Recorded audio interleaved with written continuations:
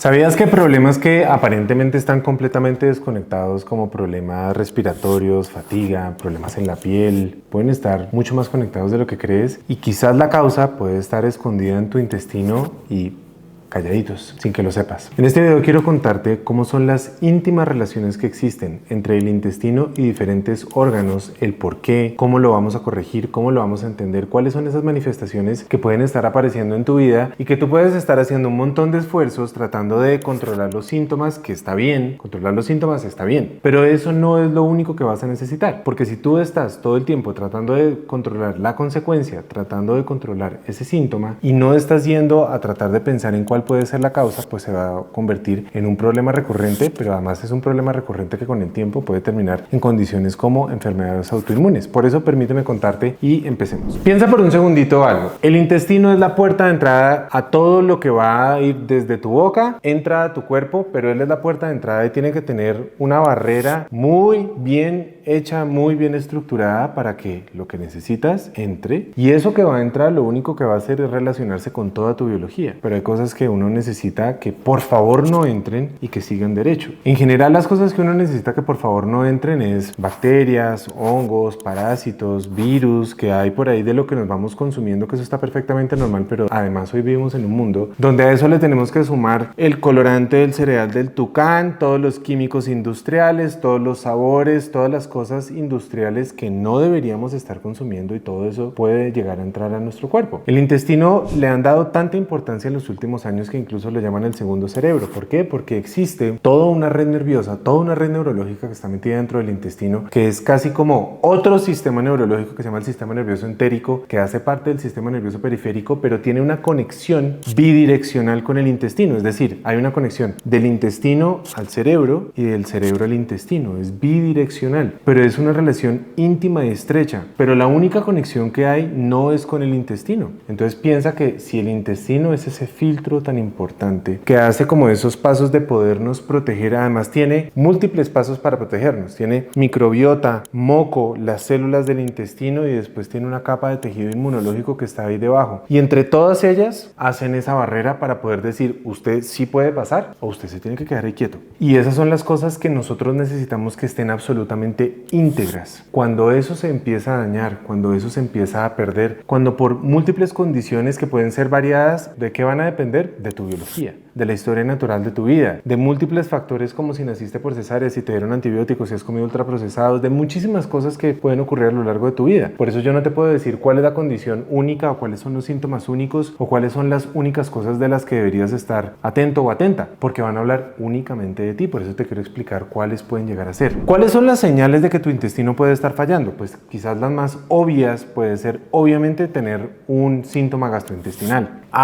Que tienes distensión abdominal, gases frecuentes, eructos frecuentes, diarreas frecuentes, estreñimiento frecuente. Cualquiera de estas cosas, pues obviamente son indicadores comunes de que algo malo está pasando en tu intestino, y eso sí, pues es como una campana en la que tú puedes decir, bueno, sí, esa es la obvia. Esa es la obvia. Ahora vamos con unas menos obvias, como por ejemplo la fatiga, ¿sí? Sentirme yo crónicamente cansado. Si yo tengo una mala digestión, tengo un mal estómago, un mal intestino, por ende una mala vesícula, un mal páncreas, un mal colon, toda mi digestión está funcionando mal. No asimilo proteínas y me siento cansado. No asimilo vitaminas de manera adecuada y me siento cansado. No asimilo magnesio y me siento cansado. No asimilo hierro y me siento cansado. No asimilo antioxidantes y me voy a sentir cansado. ¿Por qué? Porque voy a traer deficiencias nutricionales o insuficiencias nutricionales. Voy a traer falta de alimentos o de nutrientes estructurales necesarios para toda la formación de mi cuerpo, como son los aminoácidos. Y voy a tener además cualquier otro tipo de deficiencia que me lleve a poder controlar factores inflamatorios o a poder controlar el exceso de radicales libres. Entonces, si yo no estoy consumiendo estas cosas, ¿me voy a sentir cansado? Por supuesto que sí. Ahora,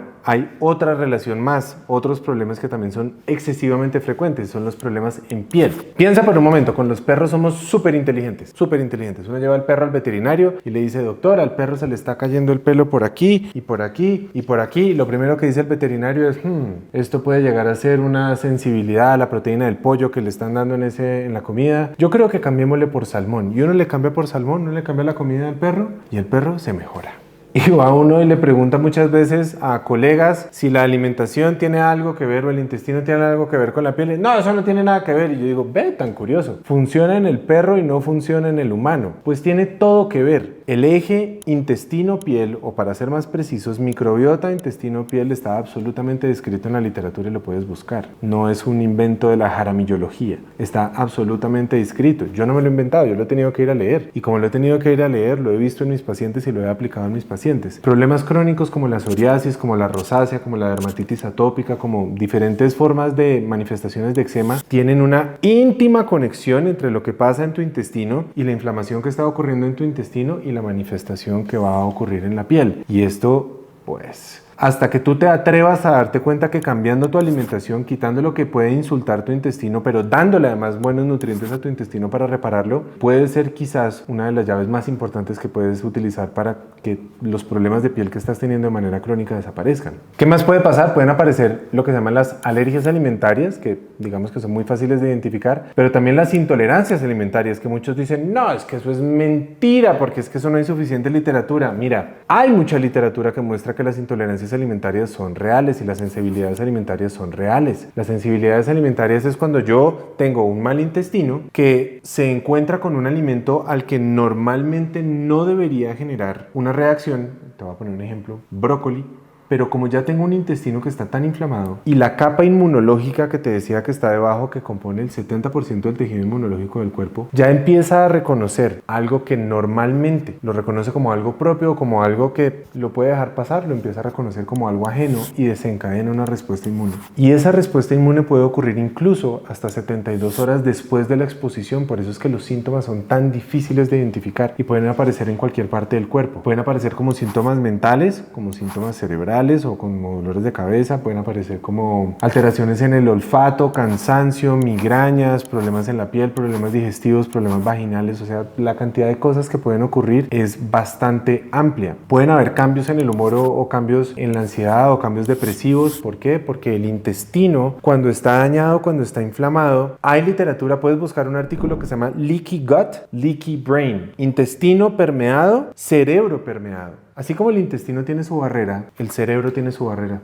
porque al cerebro no puede entrar todo. No toda la sangre que circula entra y sube al cerebro y pasa por el cerebro y vuelve y sale y pasa por todos lados. No. Un intestino dañado o un intestino inflamado crónicamente puede volverse un cerebro inflamado o una barrera hematoencefálica rota que termine causando problemas de ansiedad, de pánico. Pero además recuerda otra cosa: la serotonina, que es un neurotransmisor absolutamente necesario para los estados de paz, de bienestar, para todos los modos zen, de tranquilidad, de paz, de calma, de armonía, de unión, del amor, de la manifestación de cuando uno quiere las cosas incluso con otras personas, no solamente el placer corporal, sino el placer con el otro. La serotonina es muy importante en el intestino. El 90% de toda la serotonina que producimos en el cuerpo se produce en el intestino. Hay un poco de controversia sobre si la serotonina del intestino va al cerebro y la del cerebro va al intestino, pero de todas maneras, mientras tenemos todo esto completamente claro, porque hay quienes dicen que sí, quienes dicen que no, mientras tenemos claro, tenemos que recordar que si nuestro intestino, donde la serotonina también es importante, no está bien, la conexión del eje intestino-cerebro no va a estar bien. Por ende, tu mente no va a estar bien. Y te lo decía ahorita, 70% de toda la red inmunológica del cuerpo está en el intestino. Si tú tienes un intestino crónicamente dañado, alterado, inflamado, que está lleno de insultos por todo lo que yo le voy dando y todo lo que le voy haciendo todo el tiempo, pues lo único que voy a tener es un sistema inmune que está reaccionando todo el tiempo contra los insultos que Carlos le da a su intestino, y lo único que va a terminar pasando es que mi sistema inmune va a fallar. Personas que empiezan a tener gripas frecuentes, aparición de herpes frecuentes, aparición de hongos, aparición de problemas en la piel, infecciones intestinales recurrentes, lo que sea que puede pasar. Entonces, ¿qué pasa cuando falla nuestro intestino? ¿Cuáles son esas enfermedades que pueden aparecer puntualmente dentro del intestino? Pues muchas. Síndrome de intestino irritable, síndrome de intestino permeable, síndrome de Crohn, colitis ulcerativa, sobrecrecimiento bacteriano, disbiosis, que es otras formas de alteración en la microbiota que no tienen que ser con sobrecrecimiento, candidiasis intestinal, gastritis, reflujo gastroesofágico, enfermedad celíaca, alergias o intolerancias alimentarias. O sea, la cantidad de cosas que pueden aparecer son muy altas. Pero con todo esto aparecen muchos mitos. Mito número 1: los problemas intestinales solo afectan la digestión. Falso, ya te lo dije, completamente falso. Pueden afectar en cualquier otra parte. Mito número 2: el estreñimiento ocasional. No, eso no es preocupante. Eso, si tú tienes un hábito cada tercer día o algo así, eso es lo normal porque esa es tu frecuencia. Eso es falso.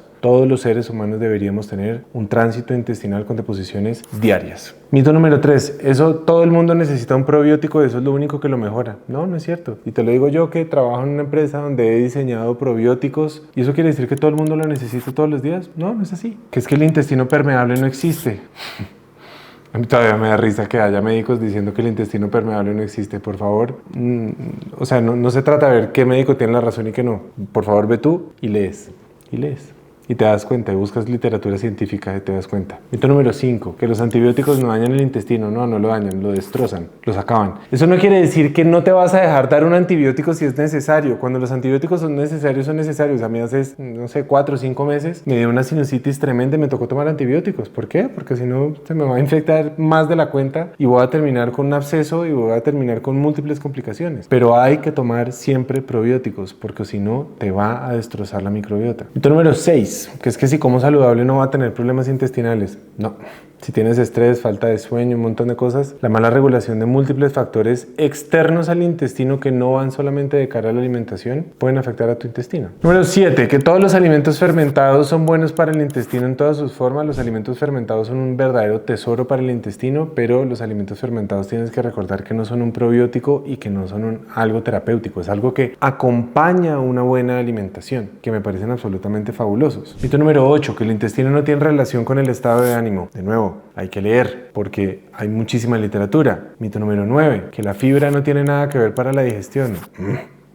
O los que dicen es que la fibra es lo único que mejora la digestión. No, la fibra no es lo único que mejora la digestión, pero la fibra es absolutamente necesaria. Mito número 10: que los laxantes son absolutamente seguros y es lo único que hay para el intestino. Los laxantes pueden llegar a ser seguros en un plazo cortico y de un uso medianamente ocasional, pero los laxantes pueden barrer a tu microbiota y generarte una disbiosis y después generarte un montón de problemas como los que te estaba hablando en la piel. Mito número 11: solamente los niños tienen intolerancia a la lactosa. Eso que en los adultos, eso no es real. Claro que es real. Es más, todos los adultos deberíamos ser intolerantes a la lactosa porque no deberíamos tomar leche. Lo único es que en la medida de la evolución, hoy en día solamente el 70% de las personas son intolerantes a la lactosa y hay un 30% que no somos. Digo que no somos porque yo no soy intolerante a la lactosa. Mito número 12: es que tener gases es normal.